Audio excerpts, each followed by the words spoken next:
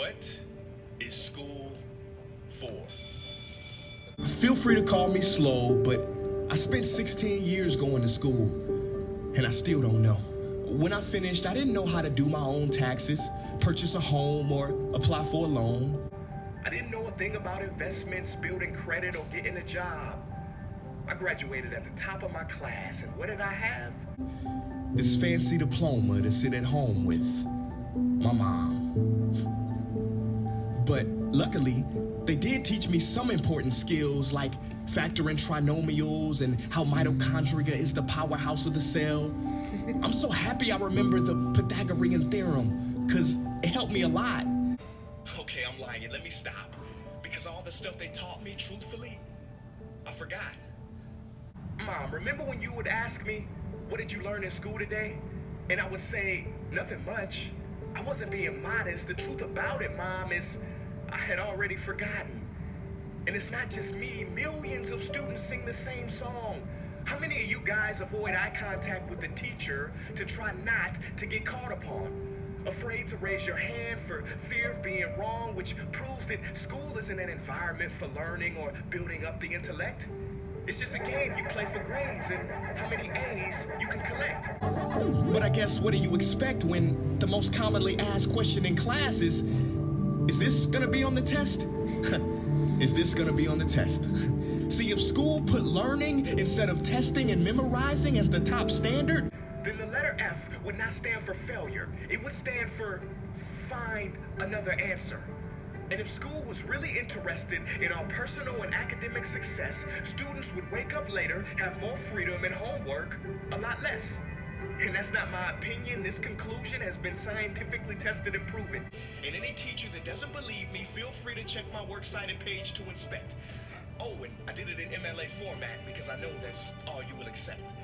See, students would get more benefit from an extra hour of sleep than putting them through the torture of an extra essay, reading 150 pages, doing problems 1 through 60 on the worksheet, and having 3 projects due by the end of the week. Not only is it pointless pain, but it's also dim-witted.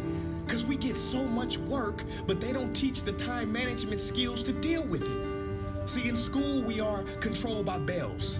We have to learn in rooms with the feng shui of a prison cell. We have to ask permission to relieve bodily functions, but not before the teacher asks a million questions like, why didn't you go before class? I'm sorry, my bladder is kind of on its own schedule and it's not always timely. See, teachers always say, use your time wisely. But that never made sense to me. Because these 6 cruel hours of our lives we call school might literally be the worst use of time management ever in history. Think about it. The traditional teaching method is foolish. No, it's useless, multiplied by the square root of stupid. What they do is they cram information in your head, force feeding you, and then you throw it up on the test. That's not education. That's bulimia. And the more bulimic you are, the better you will do on their assessments. So it's no wonder why so many students graduate mentally and emotionally anorexic. See, school teaches you how to memorize dots. True education should teach you how to connect them. True education teaches you how to catch a fish. School teaches you, yeah, you caught the fish, but you didn't show your work, so it doesn't count. Throw it back. I'm just asking, what is school for? It's not education. That's just not true. If you still think that, you might be sniffing glue. See, the word education comes from the Latin root educe, meaning bring out, i.e. bring the gifts out of a person and make them viable. But school doesn't bring out much. It just stuffs more facts inside of you. Now, some of that stuff is justifiable. We need reading, writing, and some arithmetic. That's fair. But are you telling me metamorphic and igneous rocks are more important than self-care? If suicide is the 3rd leading cause of death of ages 10 to 24, and Harvard studies suggest the biggest predictor for success is self-control and emotional health, then why the heck aren't we taught how to handle stress, bullies, or rejection? How about anxiety or depression? You know, skills we need for our entire lives. Bro, I don't even know how to cook. I'm honestly surprised I'm still alive. But hey, at least I can name all the battles that happened in the Civil War. Seriously, what is school for? Some say you need it to be successful, and that's something we do not doubt. But do you own a MacBook or iPhone? Did you know they both were created by a dropout? Are you watching this video on Facebook or YouTube? Doesn't matter which you choose. They both were created by dropouts. Ever use Snapchat, WhatsApp, shopped at Whole Foods? Well, thank a dropout. Does your home furniture come from IKEA? Okay, don't get the wrong idea. He was not a dropout. Don't be a fool. I mean, how could he drop out? Ingvar Kamprad, founder of IKEA, never even went to school. I know what you're thinking. He's just picking and choosing. There's millions who didn't go to school that aren't successful. Who is he fooling? And you're right. But open your history books and start perusing. You'll find the very people we idolize in school never really had formal and/or secondary schooling. I'm talking George Washington, Abe Lincoln. America's best presidents had zero school between them. Ben Franklin, Thomas Edison, shall I proceed? Ernest Hemingway, Mark Twain, Teddy Roosevelt, Margaret Mead. Now please, I'm not saying drop out, because some schools are great and many teachers are rare treasures. I'm saying that there's a difference between people who are smart and people who score better. I'm saying that your future is something that no test will ever measure. Even if that test begins in 3 letters like SAT, ACT, it's BS if they say those determine your LIFE. No, your destiny is in your hands. You must shape it to be great. So don't expect school to open doors, because it's more likely to slam them in your face. Sometimes I wonder about all the dreams lost in school and how much potential goes to waste. If it wasn't for music and YouTube, then I would have been just another lost case. Everybody watching this, please, close your eyes. Imagine a child sitting in the back of some teacher's class in some town. He never raises his hand, he fails most of his classes, but inside of him, there is a passion. And if nurtured and brought out, will lead him to discover the cure for cancer. But you see, I'm afraid that that child's gift will never come out.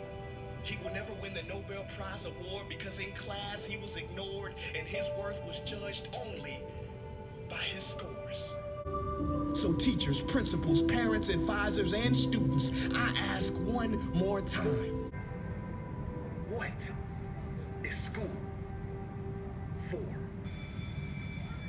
I like the video. It's good, solid. It's not new information. It's kind of like, it's very old information, right? And it's related to our class, right? Because school wasn't created for what he's talking about. School was created for the Industrial Revolution. School was created to make factory workers. I believe in multiple intelligences. I like to allow room for the students to grow, and they will automatically, I believe, gravitate toward their skills and their interests. Prince EA, he has a lot of good points about how education system is currently run. Some of the courses are just meant to be hoops that you jump through. But I do believe that, we do teach a lot of these skills, even though directly you don't learn how to do taxes or figure out how to do a mortgage.